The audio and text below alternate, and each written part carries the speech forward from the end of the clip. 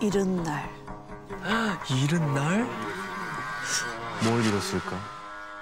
제가 이번 시즌 처음으로 준비한 사연이지 않습니까? 네. 그래서 좀 힘을 줬습니다. 특급 파트너를 모셨습니다. 누구시죠? 봤어?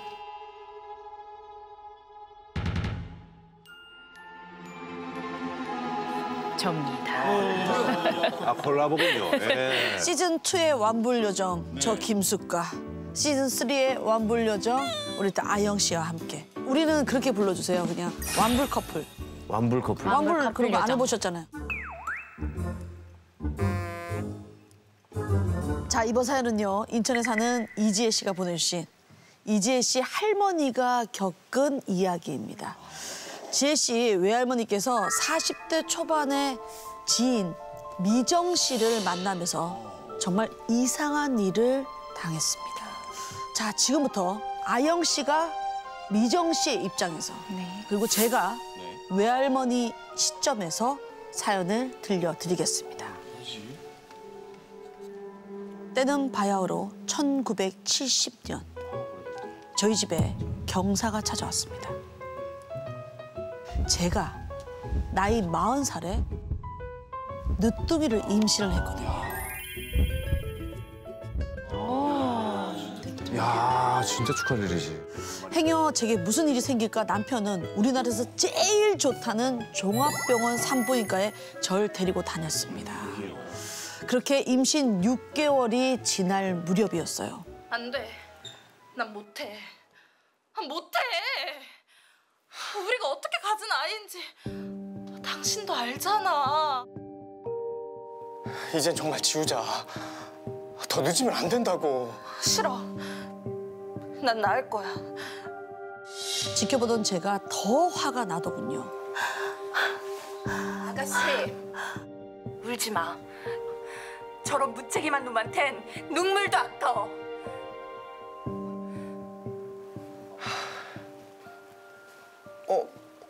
부장님. 이게 누구야? 김주원 씨 아니야? 아니 제 남편이 이 파렴치한 놈을 알아보는 겁니다. 이쪽은 우리 집사람. 이쪽은 우리 회사 신입사원 김주원 씨. 이게 무소 에이스야. 응? 사람 참 괜찮고. 이게 다 어떻게 된 일인지 저희는 두 사람을 앉혀놓고 이야기를 들어봤습니다. 둘은 3년 전 결혼한 부부였어요. 아내 미정 씨는 임신 6개월 차. 뱃속 아이는 부부가 기다리고 기다리던 첫 아이라고 했죠. 그런데 하루하루 아기를 만날 날만 손꼽던 두 사람에게 청천벽력 같은 일이 일어났다고 합니다. 이대로라면 산모까지 위험합니다. 지금이라도 아이를 포기하셔야 산모라도 살릴 수 있어요. 이건 뭐 이해가 되네. 결국 안타까운 일은 벌어지고 말았습니다.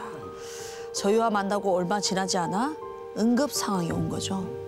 미정 씨는 어쩔 수 없이 뱃속의 아기를 떠나보내야만 했습니다. 저는 한동안 미정 씨를 만나지 않았어요. 임신한 저를 보면 마음이 더 아플 수도 있으니까요. 그렇죠. 그 사이 저는 무사히 아이를 낳고 어느새 출산 100일이 지났습니다. 그러던 와중에 저희 남편을 통해 미정 씨 남편 주원 씨가 부탁을 해왔어요. 저보고 미정 씨를 한번 만나주면 안 되겠냐고요.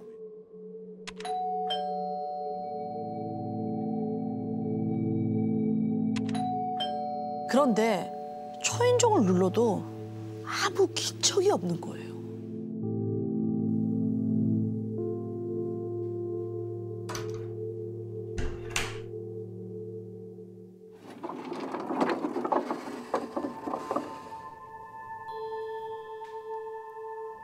불이랑 불은 다 꺼져서 깜깜했죠.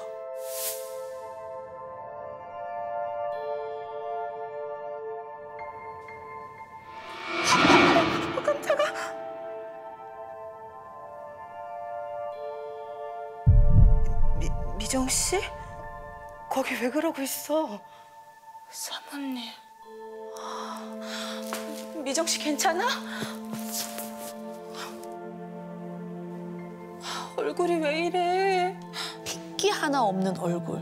정말 산송장 같은 모습이었거든요. 그간 얼마나 마음고생을 했을지 말하지 않아도 알 것 같았습니다. 일단 뭐라도 먹이려 급히 밥을 차렸어요. 미정 씨, 좀 들어봐. 그런데 제가 가져온 장바구니를 뒤지는 거예요. 미정 씨. 미정 씨. 미정 씨, 이러다 체하겠어. 미정 씨, 그만 먹어. 그만 먹어. 며칠은 굶은 사람처럼 우유와 과자를 입에 밀어 넣기 시작했습니다. 미정 씨는 얼마나 정신없이 먹었는지 미정 씨. 옷을 다 버렸던 거예요. 나봐. 안 되겠다. 옷부터 갈아입자, 우리.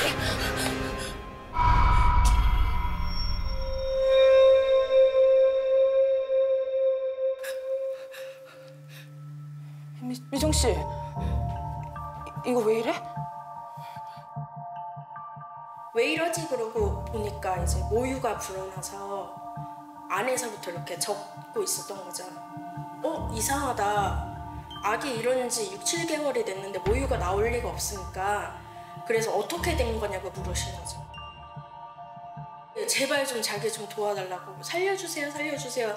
사모님 저 진짜 살 수가 없어요. 막 그런 식으로. 뭐야? 대체 미정 씨에겐 어떤 일이 있었던 건지 지금부터 제가 미정 씨의 시점으로 그간의 일을 들려드릴게요. 아기를 보내고 저는 단 하루도 제정신으로 살지 못했어요. 분만실 침대에 누워 아기를 보내던 그 순간을 잊을 수가 없었거든요. 저는 너무나 생생한 아기 울음소리를 들었습니다.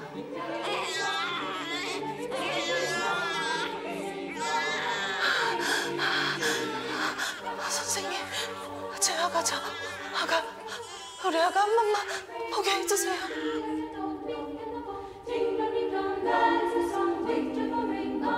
아이는 잘 떠났고요. 마지막까지 저희가 잘 보내드리겠습니다. 저는 6달 동안 품었던 제 아이를 그렇게 보내고 말았어요. 이날 이후 저는 분만실에서 들은 아기의 울음소리를 잊을 수가 없었어요. 온종일 귓가엔 아가 울음소리만 맴돌았습니다. 그날부터 매일매일 아가를 위해 산 베네쩌고리를 껴안고 울었어요. 아가를 안고 있는 것 같았거든요. 가슴에서는 베네쩌고리가 흠뻑 젖을 만큼 모유가 돌기 시작했고요. 임신했을 때처럼 배가 나오기를 시작했어요. 마치 아가의 영혼이 떠나지 않고 제 품에 있는 것 같았습니다. 어느 밤이었어요. 그날도 아기를 그리워하다가 잠들었는데 갑자기 온몸에 한기가 돌더라고요. 눈을 떠보니 보이는 건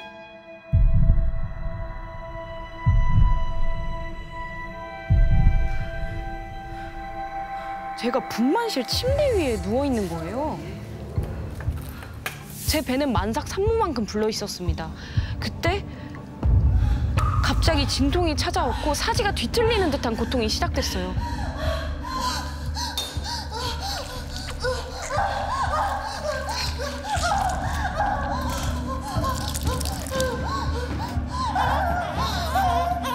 축하드려요. 딸이네요. 제 품에 안긴 건 바로 태아의 사체. 여보 정신 차려봐. 여보. 눈을 떠보니 저희 집 침실. 꿈이었던 거죠. 그런데 남편이 사색이 되어 있는 거예요. 미정아.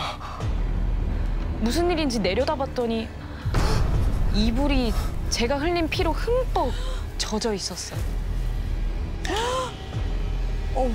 결국 입원까지 하게 됐어요. 아기를 떠나보낸 병원에 오니 아기의 그 마지막 순간이 떠오르더라고요. 착잡한 마음으로 복도를 서성였습니다. 그런데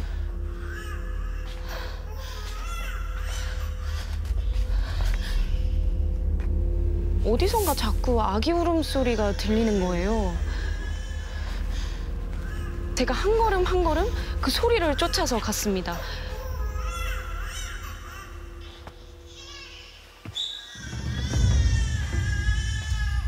제가 멈춘 곳은 분만실 앞이었는데요.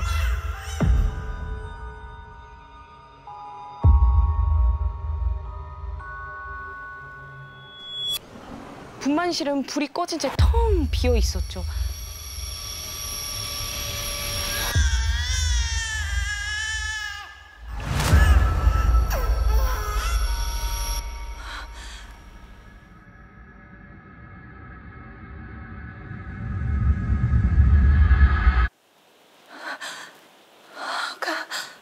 아기가 웅크리고 있는 거예요. 그때 갑자기 분만실 불이 깜빡이더니 자지러질 듯 우는 아기 울음소리가 들렸어요. 깜짝 놀라서 침대 위 아기를 내려다봤죠. 그런데 그 잠깐 사이에 아기가 사라진 거예요. 당장 분만실을 나가려 돌아서는 순간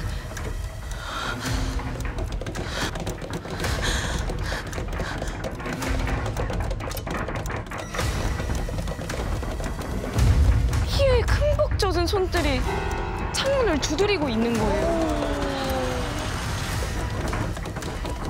모두 그 고사리 같은 아기 손이었는데요. 창문을 두드리는 손은 셀 수 없이 늘어났고 창문은 당장이라도 열릴 것처럼 세차게 흔들렸어요. 저는 쪼그려 앉아서 고개도 들지 못한 채 떨고 있었습니다.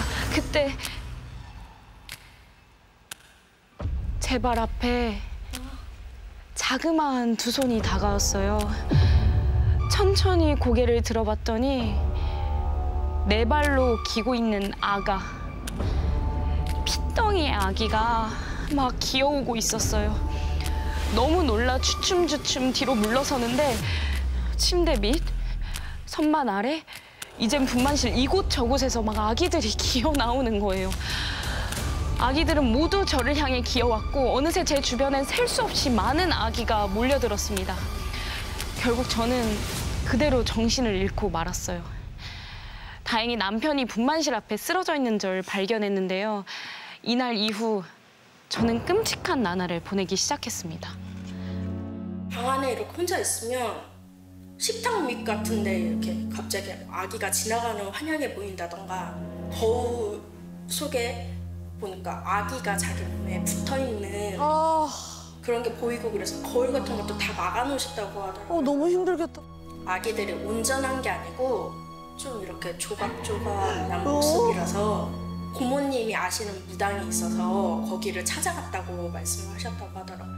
무당 말이 미정 씨에게 억울하게 낙태당한 수많은 태아령들이 붙어 있어서 이 태아령들을 떼내려면 굿밖에 답이 없다고 했답니다. 그런데 태아령을 달랜다는 굿은 제가 알던 굿과는 사뭇 달랐어요. 상 위에 아무것도 차려져 있지 않았고요. 커다란 지푸라기 인형이 놓여 있었죠. 이게 뭐야? 이 인형은 재웅이라고 불렀는데요.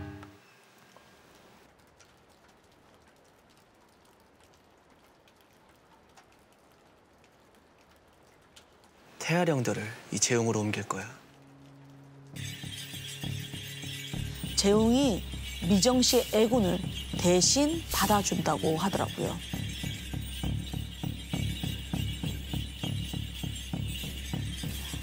여러 차례 빗질이 끝나고 무당은 재웅에 불을 붙였어요. 그런데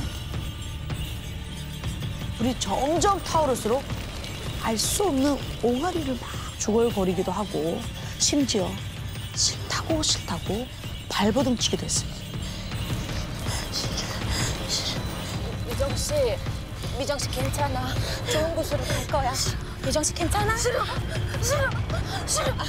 아기 좋은 곳으로 갈 거야. 미정 씨 정신 차려봐. 좋은 곳으로 갈 거야. 잘 보내드리자. 불은 2시간이 넘도록 타다 사그라들었고요. 미정 씨도 안정을 되찾았습니다. 뭐 쥐 같은 게 문 것처럼 따다닥따다닥 이렇게 문 자국이 있어서 너무 깜짝 놀랐다고 그러시더라고요. 근데 더 자세히 보니까 그게 플라스틱 뚜껑으로 찍은 것처럼 잇몸 자국 있잖아요. 그게 타다닥타닥 이렇게 나 있었대요. 태아령이 원래 한이나 그런 게 없는데 얘네는 한이 있다고.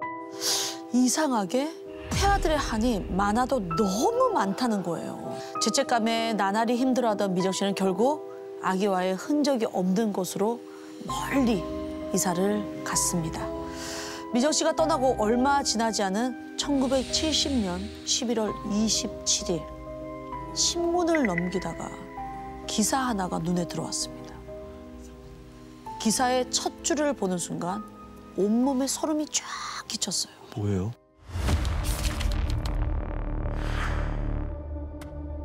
낙태아, 콩팥 등 장기까지도 수출. 자, 한 개에 15불씩 매달 90개쯤.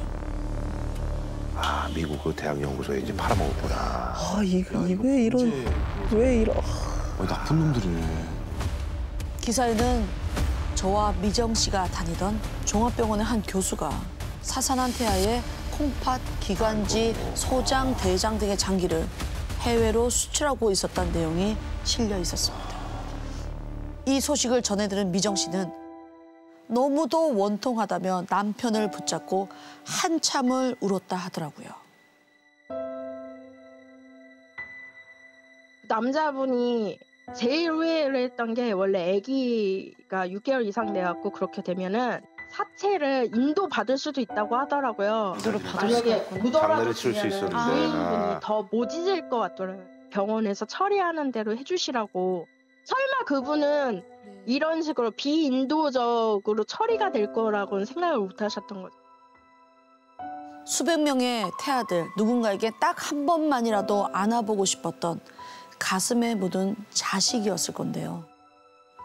정말 태아령이란 존재가 있다면 부디 지난 아픔은 잊고 다음번엔 아픔 없이 행복하게 세상의 빛을 봤으면 좋겠습니다. 아이고, 야, 이거 진짜 우리 예전에 있었던 실화와 이제 연관이 된 그런 사연인데 아주 굉장히 충격적이고 가슴 아픈 얘기였습니다. 아유. 너무 화가 나는 사연이었던 것 같아요. 정확히 얘기하면 낙태 수술을 하고 부모들 모르게 태아의 장기만 그쵸. 꺼내서 수출을 했다는 거죠? 그러니까 부모들은 전혀 모르는 상황이죠. 예. 이야, 이게 진짜 이게 충격이에요. 그래서 당시 기사 내용을 추가로 조금 더 말씀을 해드리자면 장기 수출을 했던 해당 교수가 언론과의 인터뷰에서 이미 죽은 생명체를 연구했었는데 뭐가 문제냐. 그리고 나도 마지못해 하는 일이다. 받는 돈은 한 달에 500~600달러밖에 안 되는 정말 귀찮은 일이다. 뭐 이렇게 답을 했더라고요. 야, 아주 파렴치한 그런. 이게 진짜 미정 씨가 잘못한 건 아니잖아요. 그렇죠. 잘못한 게 아니죠. 근데 진짜 왜 그 태아령들이 미정 씨에게 왜 달라붙었는지 그게 좀 제일 궁금했던 것 같아요. 그게 미정 씨가 만난 그 무속인 말에 의하면 미정 씨가 어느 산모보다 특히 더 보낸 그 아기를 너무 그리워해서 그렇다라고 해요. 네. 네, 그래서 아마도 태아령들도 그 마음을 느껴서 뭔가 해치고 미워서 달라붙은 게 아니라 엄마 품인 것 같아서 그리워서 달라붙은 게 아닌가. 자, 과연 말이죠, 오덕신 이분들 이 가슴 아픈 사연에 몇 개의 촛불을 켜주셨을지 궁금합니다. 촛불 켜주세요. 오늘 완불 요정들의 콜라보였는데요. 그러니까 매회 완불이 하나씩 나오는 것 같습니다. 그러니까.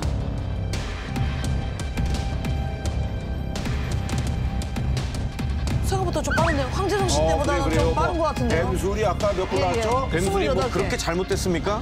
어둑신이 분들 뱀술은 아예 안 잡아보셨어요? 올라갑니다. 그냥 올라갑니다. 예. 자, 뱀술 넘어가나요? 예. 뱀술 근소하게만 넘겨주세요. 네, 뭐 크게 부탁은 안 드립니다. 말고 가. 오, 뭐야? 자, 하나 더. 자, 3, 2. 대박, 제발. 1. 제발. 1. 자, 마지막 하나가 남았습니다.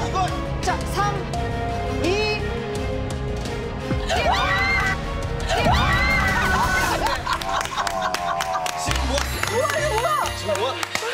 아하.